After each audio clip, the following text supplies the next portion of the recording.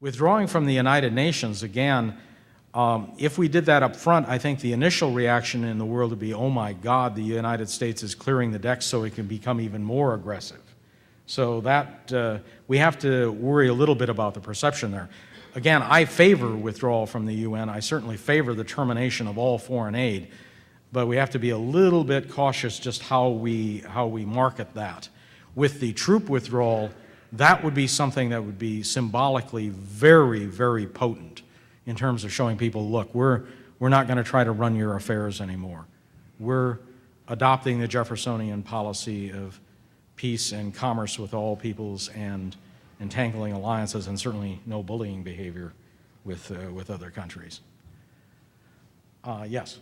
Yeah, I understand your statements about the need for a drastic change in foreign policy.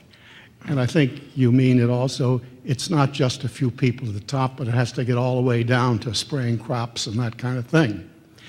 Now, I think that most of the bureaucrats in Washington will just follow their masters, and the Congress hasn't really done anything about it.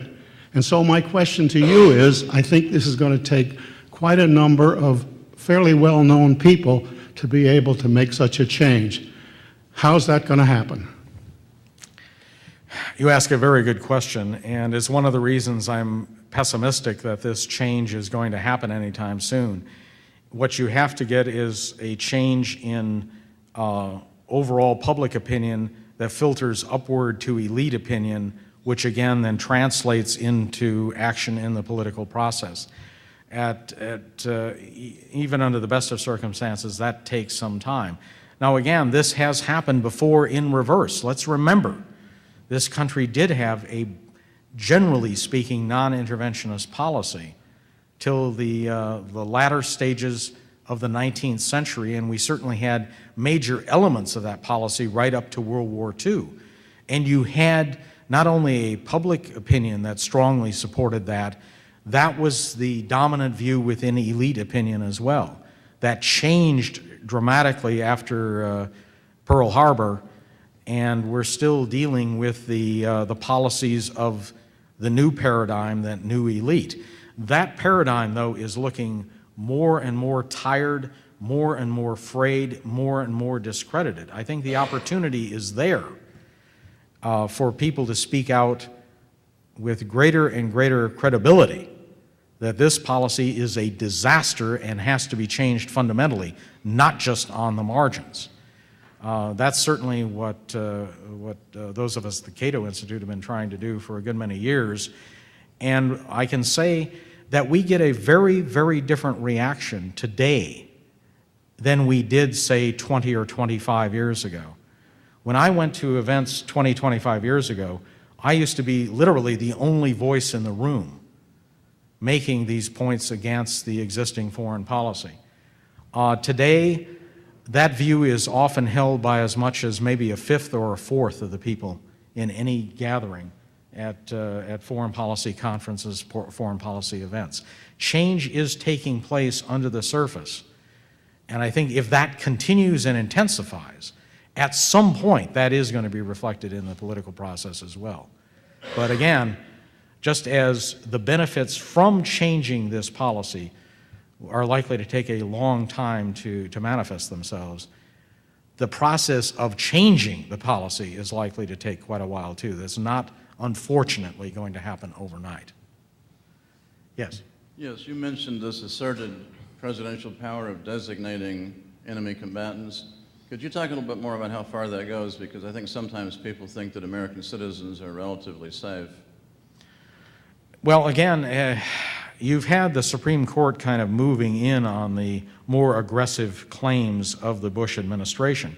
But what I was pointing out is if the administration had had its way with its original conception of this power, a president would literally be able to declare any person in the country that he wished to be an enemy combatant for any reason that he alone deemed sufficient.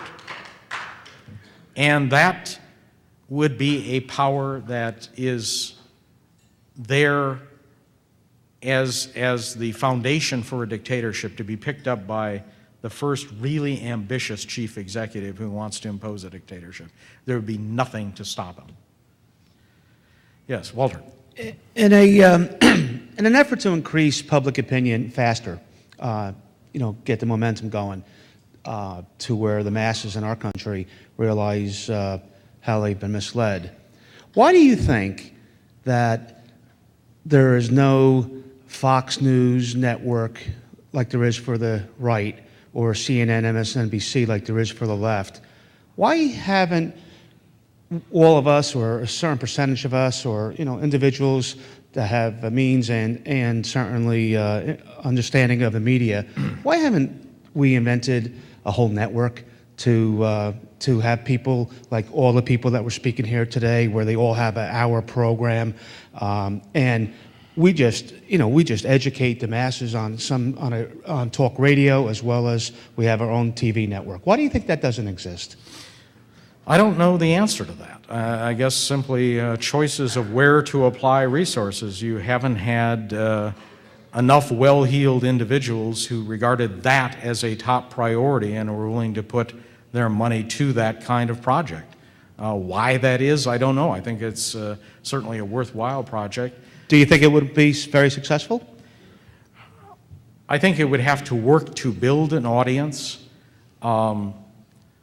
Fox News basically had a core constituency. It's what I call the Neptune warriors. These are the people that if a president of the United States advocated invading the planet Neptune, they would support that move.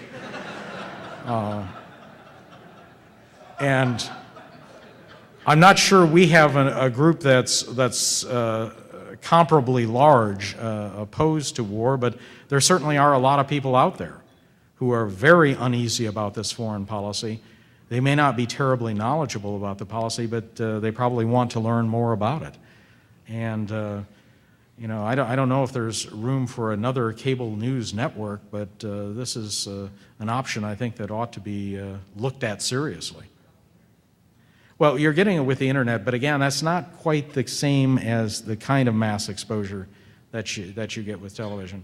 It's effective, but not quite to the same degree.